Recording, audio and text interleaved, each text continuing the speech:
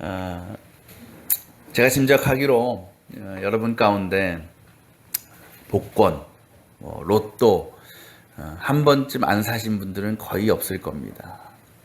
아마 한 번쯤은 사셨을 것이고 또 지금도 매주 열심히 사시는 분이 있을지 모르겠습니다. 저도 몇 번 사보기도 했고 또 5만 원에 몇 번 당첨되기도 했어요. 소개해드릴까요? 명당? 제가 몇 군데 알고 있는데 근데 어떤 분들이 이 그리스도인들이 이제 복권을 사는 것, 로또를 사는 것에 대해서 또 부정적으로 생각하시는 분들이 있습니다. 그러니까 그리스도인은, 성도는 복권 사면 안 된다라는 거예요. 로또 사지 말라는 거예요. 그분들이 그렇게 얘기하는 데에는 어떤 동일한 근거가 있습니다. 그래서 한마디로 얘기하면 복권에 당첨돼서 경제적인 이익을 얻는 것은 일명 불로소득이라는 거예요. 일하지 않고 얻게 되는 경제적인 이익이다.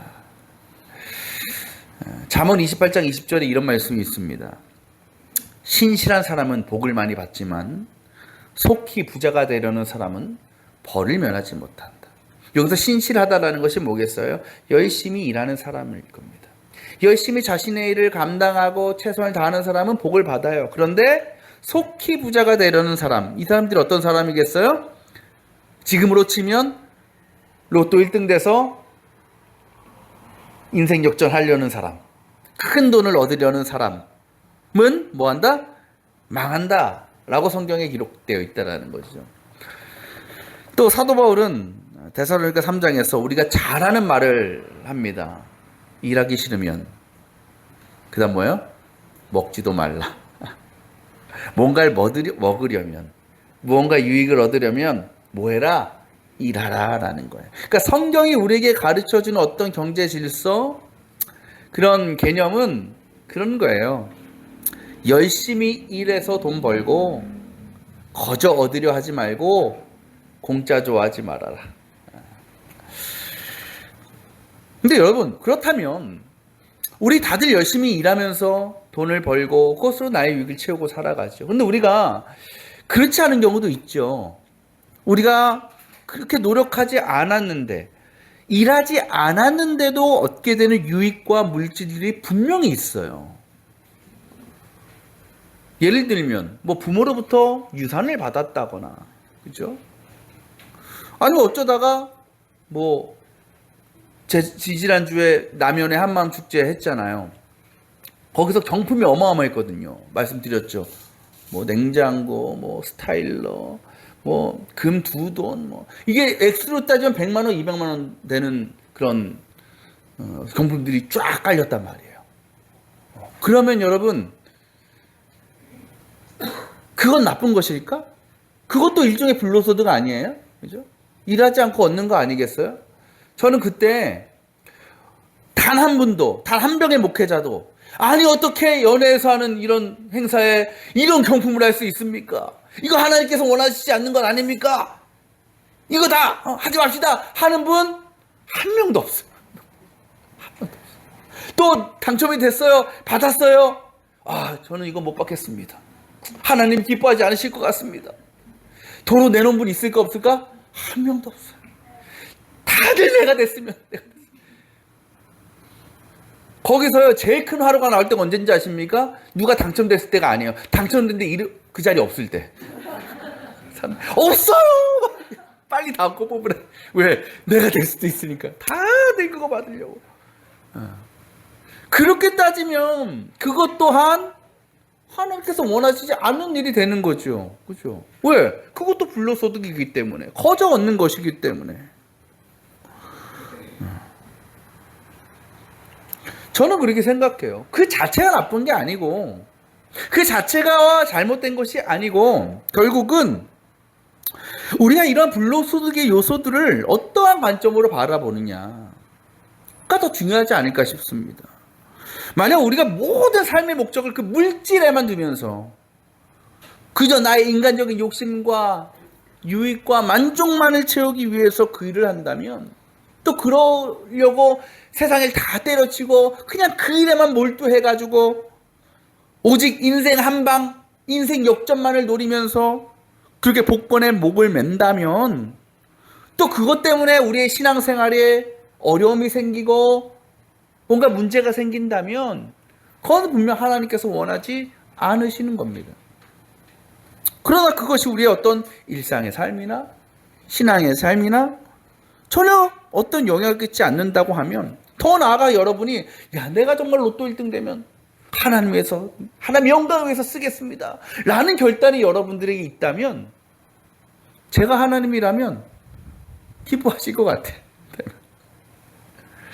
바라기는 여러분 로또 사시는 분들이 계시면 1등 되시기를 개인적으로 기도하겠습니다. 개인적으로.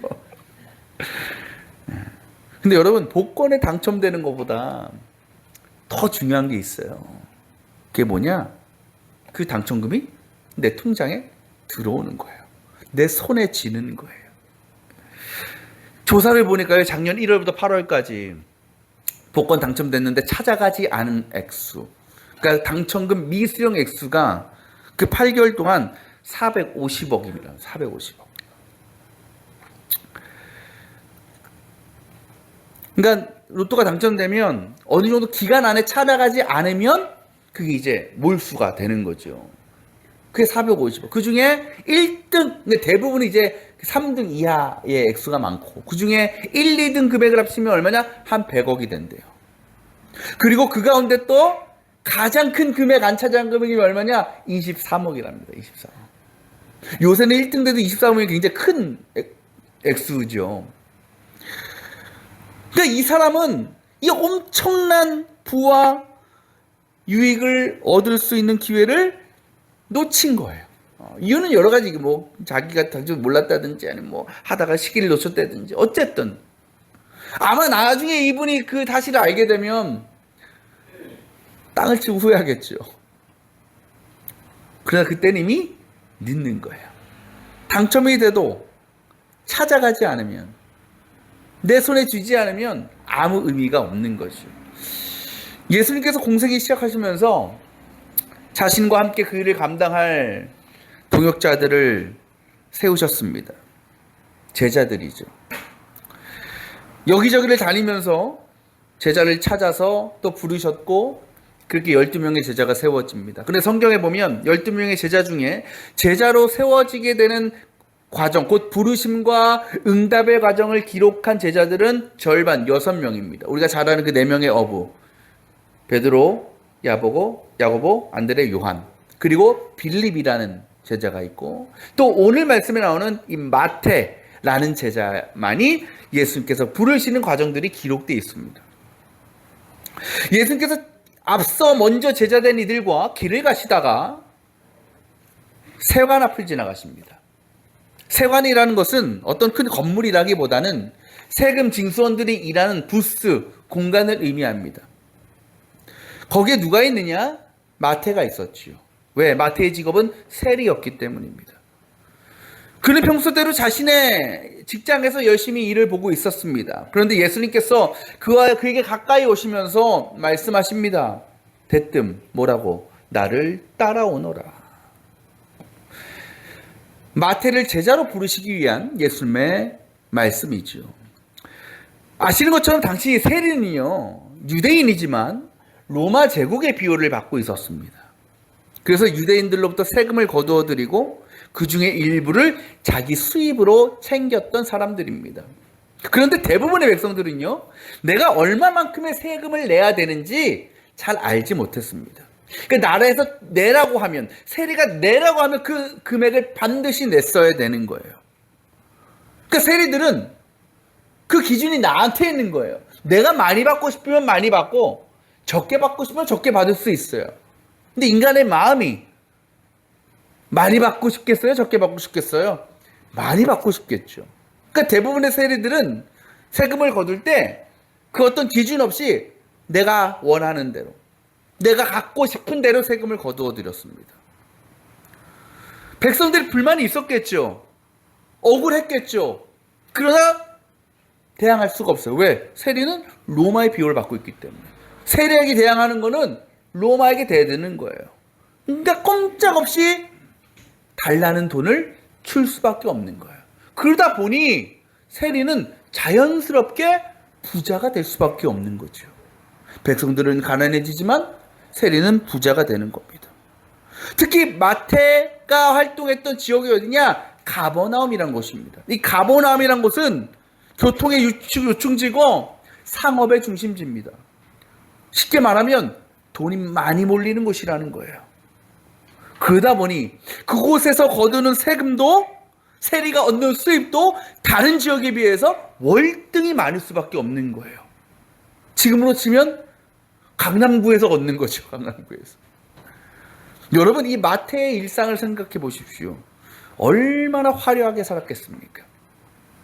아마도 집은 대궐 같았을 거예요. 날마다 값비싼 음식과 포도주를 먹고 마셨을 겁니다. 집안에는 그의 수발을 드는 하인들도 여러 명 있었을 것이고 자신의 정욕을 채우는 일에 아낌없이 자신의 돈을 쏟아 부었을 겁니다. 여러분, 참 부럽지요? 그런 마태가. 얼마나 행복하겠습니까? 그렇게 살면. 그런데 문제는 실제 마태의 삶은 전혀 그렇지 않았다라는 것입니다. 로마 정부로부터 큰 권력을 부어받은 세리였어요. 그리고 나의 명령 한마디면 백성들이 아무 소리 못하고 세금을 막 거두어 갑니다. 늘 부족함 없이 부유하게 살았습니다. 그런데 그의 마음과 그의 영혼을 들여다보면 무언가 채워지지 않는 갈급함이 있고 메마름이 있었다라는 거죠. 아무리 금고에 돈을 쌓고 쌓아도 늘 좋은 음식, 최고급 음식을 먹어도 하고 싶고 원하는 일 다 할 수 있어도 마음이 채워지지 않는 거예요. 늘 불안하고 두렵고. 그것은 아마도 자신을 향한 다른 이들의 시선과 판단 때문일 겁니다. 여러분, 당시 유대인들이 이 세리를 좋아했겠어요? 싫어했겠어요? 당연히 싫어하지요. 왜? 그들이 볼 때 세리는 누구냐? 로마에 굴복해서 동족에게 강제로 돈을 뜯어내는 매국노였어요. 특별히 바리새인들 같은 정통적 유대인들이 볼 때에는 이 세리는 하나님이 아닌 황제, 곧 사람에게 복종해서 그에게 세금을 바치는 율법적으로 신성 모독죄를 범한 큰 죄인이었습니다. 그래서 사람들은 그런 마태를 가까이 하려 하지 않습니다. 겉으로는 드러내지 못하지만 속으로 얼마나 정죄하고 멸시했는지 모릅니다. 마태라고 해서 그 세상 사람들의 시선과 인식을 몰랐을까요? 다 알고 있습니다.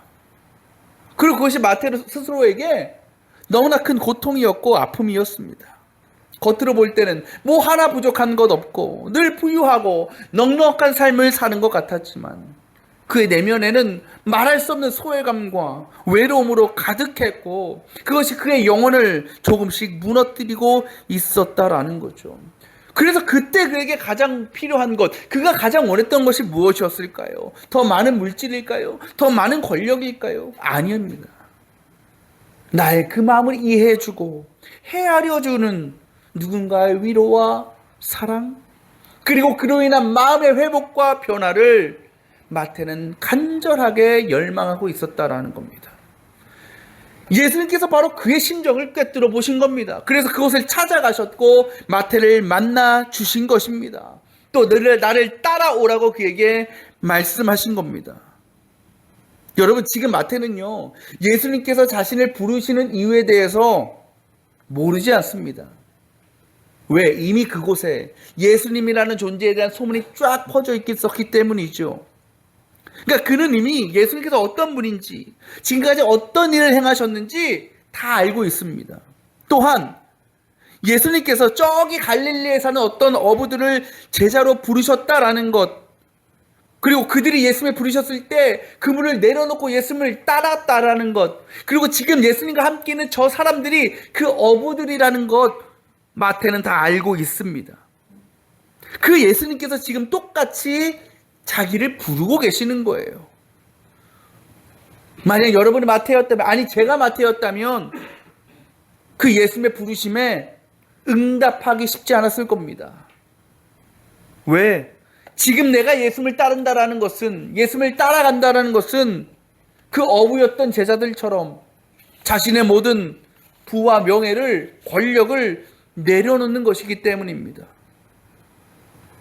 이것은 인간적으로 보면 절대 쉬운 일이 아닙니다. 그러나 그 예수님의 말씀, 예수님의 부르심에 대한 마태의 반응은 너무나 놀랍습니다. 오늘 말씀에 이렇게 기록합니다. 그는 일어서서 예수를 따라갔다. 고민하지 않고, 갈등하지 않고, 예수님이 부르시는 그 순간 즉시 결단하여 그 자리를 버리고 그 어부였던 제자들처럼 예수님을 따라갔다라는 거죠. 지금까지 마태에게 행복과 만족의 기준이 무엇이었습니까? 돈이었습니다. 물질이었고 권력이었습니다. 그래서 그는 해볼 수 있을 때까지 많은 돈을 소유하려 했고 권력을 소유하려 했습니다. 그리고 실제로 그 일을 이루었습니다. 그러나 그는 아무리 모으고 아무리 채우고 아무리 누려도 전혀 해결되지 않는 그 영혼의 문제 앞에서 깨닫게 됩니다. 무엇을? 이 돈이, 내가 가진 권력이 나를 구원할 수가 없다라는 거죠. 그리고 그때 그는 고민했을 겁니다. 그렇다면 무엇이 나를 구원할까? 무엇이 나에게 진정한 기쁨과 평안을 줄 수 있을까? 그때 귀에 예수님에 대한 소식이 전해진 겁니다. 예수님의 제자가 된 사람들, 예수님께서 행하신 기적의 역사들, 예수님을 만나 변화된 사람들의 그 이야기가 무언가 마태의 마음에 깊이 와닿게 되는 겁니다. 그런 그에게 한 가지 간절한 소망이 생기게 된 거죠. 나도 그 예수님을 만나고 싶다. 그래서 내가 소문으로만 듣던 그 사람들처럼 나도 새로운 변화와 회복의 은혜를 경험해보고 싶다. 그리고 그의 소망이 지금 현실이 된 겁니다. 자신의 눈앞에 예수님이 나타나셨고 자신을 부르고 계신 겁니다. 그때 마태는 그 부르심을 거절할 수 없습니다. 응답할 수밖에 없습니다. 즉시 자리에서 일어나 예수님을 따라갈 수밖에 없었던 것이죠. 아직도 많은 사람들은 예수를 만나기 전에 그 마태처럼 오직 세상적인 유익과 욕망을 채우는 것으로 삶의 기쁨과 만족과 행복을 얻으려 합니다. 심지어 주님을 믿는다는 우리 그리스도인들조차도 입으로는 하나님을 믿고 주님이 우리의 구주가 되신다고 말은 하면서도 정작 실제 삶을 보면 돈, 물질, 권력, 명예가 나를 구원한다고 믿으며 그것만을 추구하며 살아가는 이들이 얼마나 많은지 모릅니다. 그런데 그렇게 해서 경제적으로는 부유해지고 넉넉해졌지만 여전히 채워지지 않는 영혼의 갈급함과 메마름 가운데 더 큰 근심과 불안으로 살아가는 사람들이 얼마나 많은지 모릅니다. 그런 우리를 위해서 지금도 주님은, 성령은 우리를 찾아오고 부르고 계십니다. 근데 우리가 그 주님의 부르심을 따른다라는 것, 이 세상에서 누리는 것을 다 포기하는 것이 아니에요. 우리가 예수의 제자들처럼, 마태처럼 예수님을 따르려면 금을 내려놓고 세리도 포기하고 다 그냥 놓아야 되는구나. 아닙니다. 우리의 재산, 직업, 명예, 그것 또한 우리에게 하나님께서 은혜로 주신 겁니다. 그것을 누리면 됩니다. 그러나 우리에게 진정한 기쁨과 평안이 그것에 있는 것이 아니라 오직 주님 안에서, 주님을 따름 안에서 있다라는 것을 우리가 반드시 깨달아야만 된다라는 거죠. 우리 그것을 믿고 소망하는 자만이 주님이 우리를 부르셨을 때 응답하게 되는 것이고 따라갈 수 있는 것이고 순종하게 되는 것입니다. 여러분, 신앙이라는 것은 결국 반응의 문제예요. 반응. 하나님의 구원의 은혜가요, 어떤 특별한 사람들에게만 임하는 걸까요? 그렇지 않습니다. 존 웨슬리의 사상 가운데 이런 게 있습니다. 만인구원론. 여기서 만인은 만 명이 아니고 모든 이들이란 뜻이죠. 그러니까 예수 그리스도의 구원은, 그 은혜는 모든 이들에게 다 열려 있다라는 거예요. 예수 그리스도는 어떤 특정한 사람들을 위해서 이 땅에 오신 구세주가 아니라 온 인류를 구원하시기 위해서 오신 하나님의 아들이십니다. 그러나 그렇다고 해서요, 세상 모든 사람들이 구원을 얻습니까? 그렇지 않죠. 여전히 지금도 구원을 받지 못하고 영원한 심판과 멸망으로 나가는 이들이 얼마나 많은지 모릅니다. 누가 구원의 은혜를 입습니까? 누가 구원의 자리에 들어갑니까? 이 세상을 향한 주님의 그 부르심, 곧 예수 그리스도께 우리의 모든 죄를 대속하시기 위하여 십자가 달려 죽으셨고 그 희생으로 인하여 나에게 영원한 생명이 주어졌다는 진리를 믿는 자에게 구원의 은혜가 임하는 것이죠. 이것을 신학적으로 뭐라고 부르냐? 신인협조설이라고 부릅니다. 신과 인이 협력한다라는 거예요. 그러니까 온전한 구원이 이루어지기 위해서는 하늘로부터 내려오는 100%의 하나님의 은혜가 있지만 그것에 대한 인간의 응답, 인간의 반응이 동반될 때 그의 영혼 가운데 구원이 임하게 된다라는 거죠. 예수님께서 제자를 부르시는 사건도 마찬가지입니다. 저는요, 예수님께서 그 12명의 제자들만 찾아가셔서 그들을 부르시고 그들이 응답했다라고 저는 생각하지 않습니다. 아마 예수님은 여기저기를 돌아다니시면서 자신의 제자로 세우실 만한 여러 명의 사람들을 더 생각하고 있었을 거예요. 그래서 그들을 찾아가셔서 나를 따라와라, 너 내 제자가 될 수 있느냐 물어보셨을 겁니다. 그 가운데는 저는 못하겠습니다, 저는 그거 순종하지 못하겠습니다라고 대답한 사람들도 있었을 겁니다. 그들이 예수의 제자가 될 수 없어요. 그러니까 예수님의 제자가 된 12명은 그 예수님이 부르심 가운데 예수님께서 나를 따라오라고 하셨을 때에 그 부르심에 뭐한 사람? 반응한 사람들, 응답한 사람들만이 예수님의 제자가 될 수 있었고 그들이 성경에 기록된 12명이라는 겁니다. 여러분, 근데 주님의 부르심은요, 지금도 계속되고 있습니다.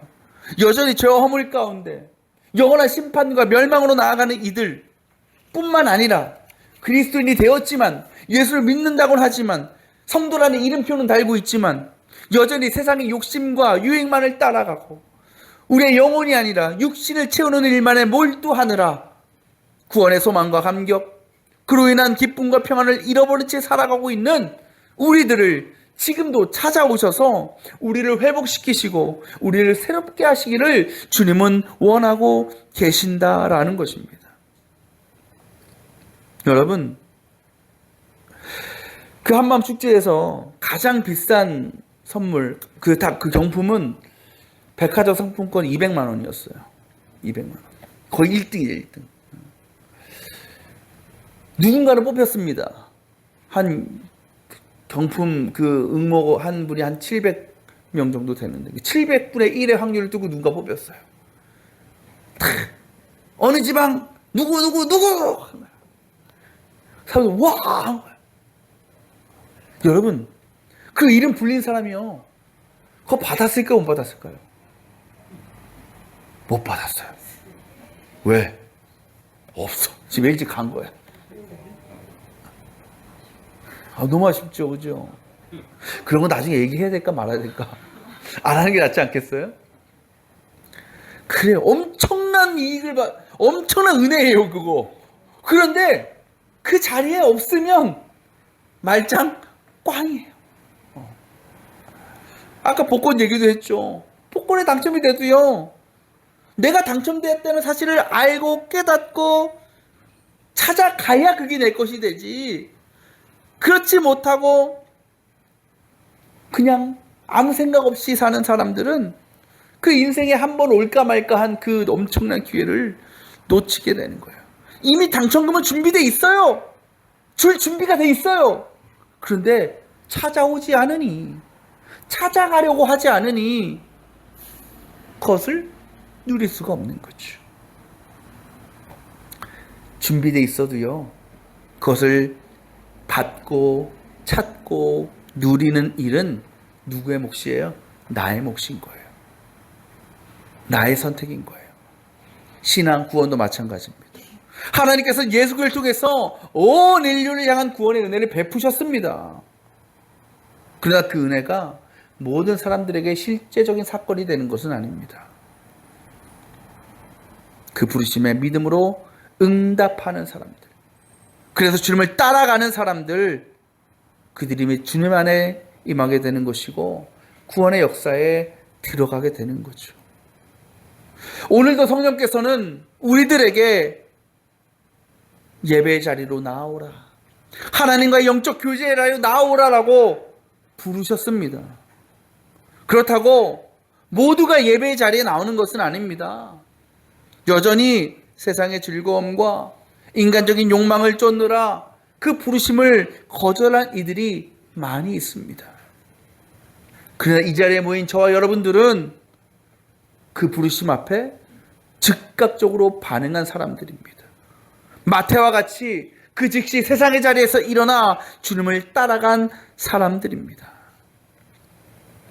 이 시간 그 주님의 부르심에 응답하여 나온 우리 모든 성도들의 심령과 영혼 가운데 세상으로부터는 절대 얻을 수 없는 하나님 나라의 영원한 평강과 기쁨과 만족이 충만히 임하게 될 줄 저는 믿습니다. 사랑하는 여러분, 오늘 말씀의 마태는요, 세상 모든 것을 다 가지고 있던 사람입니다. 그러나 그럼에도 그 마음에 큰 절망감과 두려움과 외로움과 소외감 가운데 힘없이 자리에 앉아 있었습니다. 그는 많은 물질은 가졌지만 참된 평안은 누리지 못했습니다. 그런 그의 인생에 예수께서 개입하셨고 그에게 말씀하십니다. 나를 따라오너라. 그 순간 마태는 선택해야 했습니다. 내가 익숙해왔던 삶을 붙들 것인가, 아니면 주님의 부르심에 응답할 것인가. 그러나 그때 그는 자리에서 일어나 예수님을 따라갔습니다. 그리고 그 순간 그는 자신의 모든 영혼의 문제가 해결되었음을 경험하게 됩니다. 혹시 지금 우리의 모습은 어떻습니까? 세리였던 마태처럼 여전히 세상의 성공과 물질, 명예와 욕심을 채우는 것으로 나의 개인적인 기쁨과 평안을 얻으려 하고 있지 않습니까? 그리스도인이라고 말은 하는데 실제로는 주님보다 세상을 더 의지하며 추구하며 살아가고 있지는 않습니까? 그러면서도 결코 채워지지 않는 영적인 목마름과 갈급함 가운데 더 깊은 절망과 좌절의 늪으로 빠져들어가고 있지는 않습니까? 그러나 그런 우리를 회복하시고 새롭게 하시고 우리에게 참된 평안을 주시기 위하여 주님은 지금도 우리를 찾고 부르고 계십니다. 오늘 그 부르심을 외면하지 않는 저와 여러분이 되시기를 간절히 원합니다. 지금 우리를 향해 내미시는 그 주님의 위로의 손길을, 회복의 손길을 붙들 수 있기를 소망합니다. 그때 우리의 외적인 것만이 아닌 우리의 마음의, 우리의 영혼의 부유함과 충만함이 우리 가운데 임할 것이고 놀라운 회복과 구원의 역사를 경험하게 될 줄 믿습니다. 지금도 이 시간 우리를 찾아오셔서 우리의 마음의 문을 두드리시고 부르시는 그 주님의 음성에 반응하고 응답하며 그렇게 성령께서 우리를 위해 준비해 놓으신 그 풍성한 영혼의 양식을 마음껏 먹고 마음껏 누리며 그렇게 우리의 모든 상황과 형편 속에서 영원히 사라지지 않는 하나님 나라의 기쁨과 만족과 평안을 날마다 경험하고 또 이 세상 가운데 전하며 살아갈 수 있는 거룩한 주님의 자녀들 다 될 수 있기를 주님의 이름으로 축원합니다.